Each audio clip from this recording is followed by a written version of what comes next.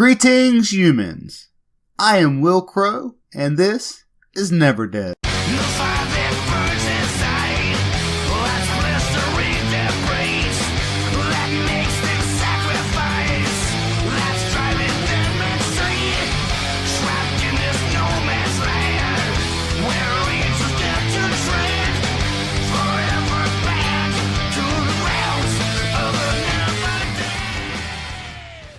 Meet Bryce Boltzmann. He's your average everyday demon hunter. When Bryce isn't out defeating foul beasts, he's just like you.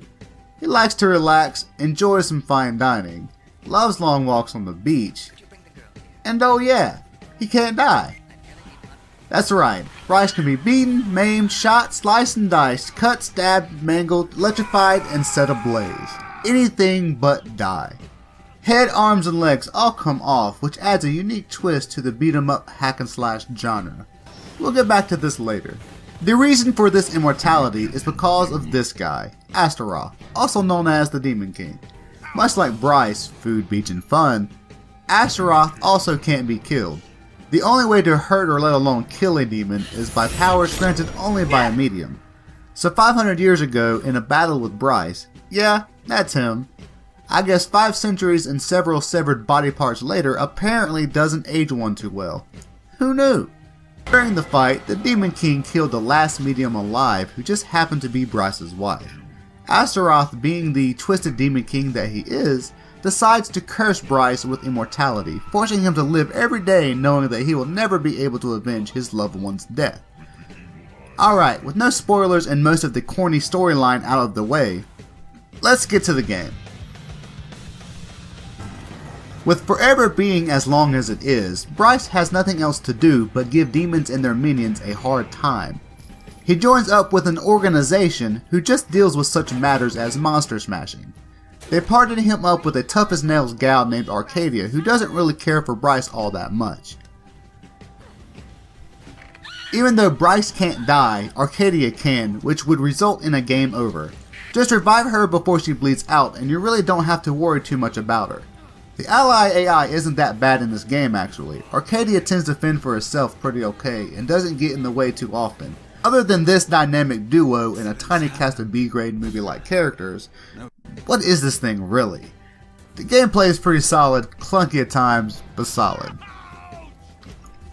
In the typical beat-em-up fashion, monsters continuously run at you while you try and mow them down using only a small selection of guns, such as an assault rifle and pistols, which can be fired independently using left and right triggers, and 2 different guns can be used.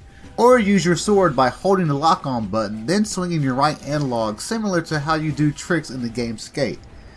To press through each section, you must clear out the monsters in one area so you can move on to the next just to clear out another section of monsters again, which eventually feels a little repetitive, especially when dealing with these things. I hate these things. Unless you are trying to max your XP intake, I suggest using any kind of environmental damage such as collapsible ceilings or walls and the classic explosive tanks just strolled about to quickly take out spawn points. Now to why I hate them. If the spawn points aren't dealt with, they will continue to spew enemies at you even as you attack it. If you're out of options for environmental attacks, the next best way to get rid of it is to just beat it with your sword. Yes, beat. Not slice, not stab, or even cut. Beat. Bullets just bounce off its shell, so you're stuck swinging your sword like you're at batting practice just to get rid of it. Which is kinda what the swordplay feels like half the time anyways. Baseball-like sword mechanics aside, much like with the small cast of B-grade movie characters, seriously, what is this thing? The variety of monsters is pretty slim as well. Dogs and spoons are the most common enemy type, with an occasional mini-boss thrown in to mix it up a bit. Just enough to keep things interesting. Now, to the game's bread and butter. Neverdead's dismemberment mechanic is what really makes this title stand out. By no means is it groundbreaking, but it can offer several chuckles along the way.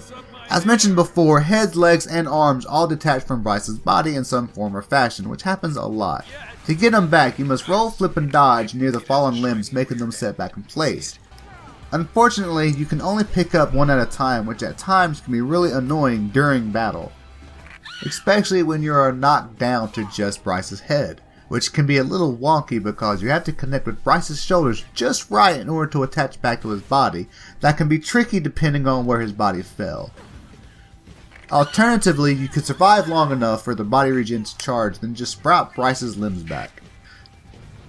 The only other risk of game over comes from these ball-like creatures called grandbabies. Their only job is to suck up any limbs you haven't had a chance to pick up yet. If you can't roll Bryce's head out of the way, the grandbabies will swallow it, forcing you into a one-shot minigame that, if you fail, dooms Bryce to an eternity in the creature's bowels. Huh, sounds like a Tuesday. For all the hard work slaying monsters or using Bryce's body parts, traversing through vents and solving puzzles to find collectibles, you gain experience to spend on abilities. These abilities fit into ability slots that can be swapped out at any time and also upgraded for more spaces. These abilities range from faster head rolling to exploding limbs, giving you the chance to toss your arm through the air while raining bullets from the sky with an explosive finish. The most fun you could ever possibly have losing your limbs. When everything's said and done, with around 8 hours of gameplay, Neverdead is more of a one-time and done kind of title. Once beating the game, you can start over with all of your collected experience and a few new abilities, along with the last 2 upgrades, which in my opinion doesn't add a lot of replayability due to the wonky controls. The story feels like a college student's comic idea come to life that wasn't bad, just not fully fleshed out, but it did give enough for a fairly satisfying yet corny storyline and some laughs along the way. Neverdead isn't for everybody and far from the AAA title standards, but has enough charm to be remembered as an okay game nonetheless. I'll put a link down below if you want to check this game out for yourself, every bit worth the 5 or 10 you may spend on it. If you have enjoyed my review and found it informative, please leave a like and subscribe. Have a great day!